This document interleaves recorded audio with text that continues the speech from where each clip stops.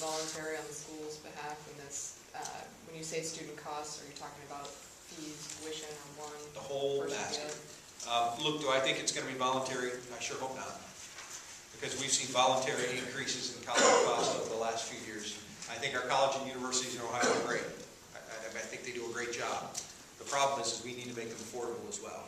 And the bottom line on this is that we think that we need to encourage them to streamline and make themselves more efficient so that we can lower costs, not increase costs. And we're willing to consider some tools to help them do that. One of them may be increasing some state aid. But part of that discussion needs to come back to this question. I know from our personal experience in the state government that we were able to reduce 18% of the state budget, and the world didn't end. A 5% reduction in student costs, and that's what we're talking about, can encompass things like using online textbooks instead of making students buy unnecessary $400 and $500 textbooks. It can include things like getting students to graduate on time. It can include things like reducing fees that keep going up for various services. It can include things like eliminating unnecessary administration positions.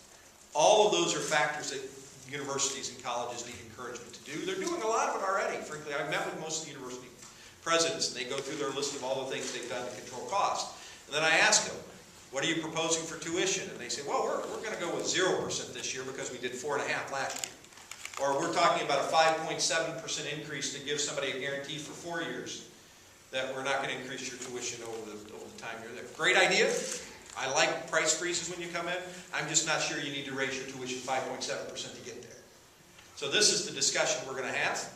I anticipate that they've been hearing it from me and from the Senate for the last 2 years.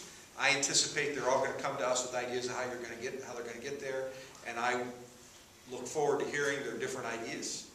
I don't think it's about micromanaging and saying you're going to reduce fees by 2% and tuition by 3%. And I want to find me a holistic answer how your college is going to be competitive by reducing tuition.